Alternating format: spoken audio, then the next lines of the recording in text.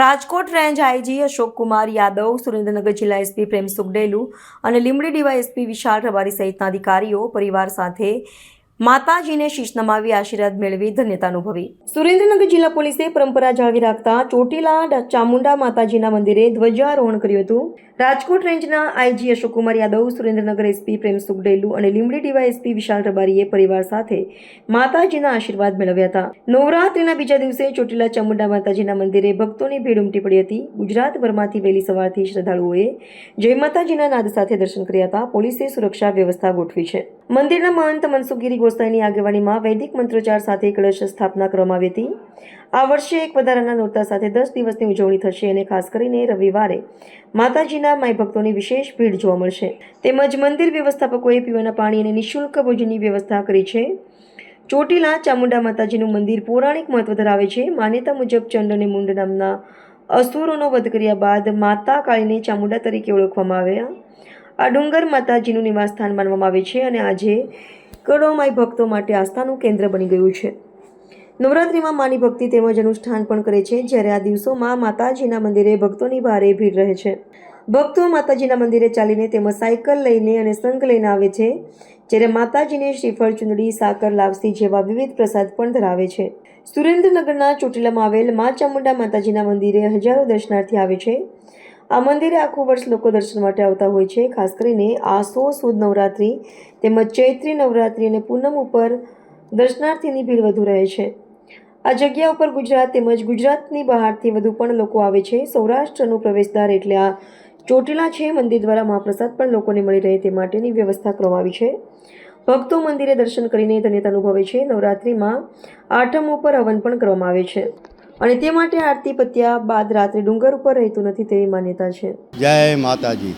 શ્રી ચોટીલા ચામુંડા માતાજી ચોટીલા ડુંગર ઉપર આ નવરાત્રિ આજે તારીખ 22/9 ને સોમવારના દિવસે પહેલા નોરતાનો પ્રારંભ થઈ રહ્યો છે અને યાત્રિકોનું ઘોડાપુર પધારી રહ્યું છે માતાજીના દર્શનનો લાભ લેવા.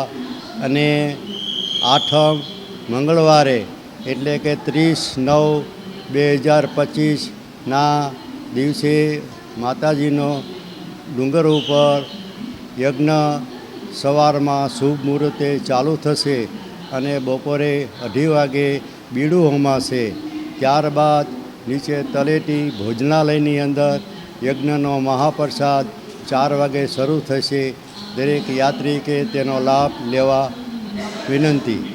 અને દરેક યાત્રિકને વિનંતી કે નીચેથી ઉપર દરેક જગ્યાએ જ્યાં ત્યાં પ્લાસ્ટિક ફેંકવું નહીં. તે પર્યાવરણ માટે હાનિકારક છે. તો દરેક યાત્રિકે નોંધ લેવા વિનંતી.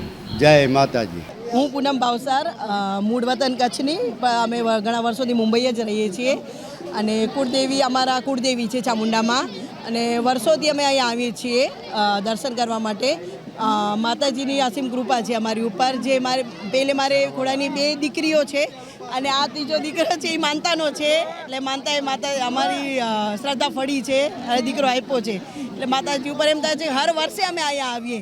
કોઈ વર્ષ એવું ન જવું જોઈએ કે અમે ના આવીએ. હર વર્ષે અમે આવીએ છીએ અને શાંતિ મળે છે. બસ એમ તો આવાશે ત્યાં સુધી માતાજી બોલાવશે ત્યાં સુધી હર વર્ષે અમે અહીંયા આવશું.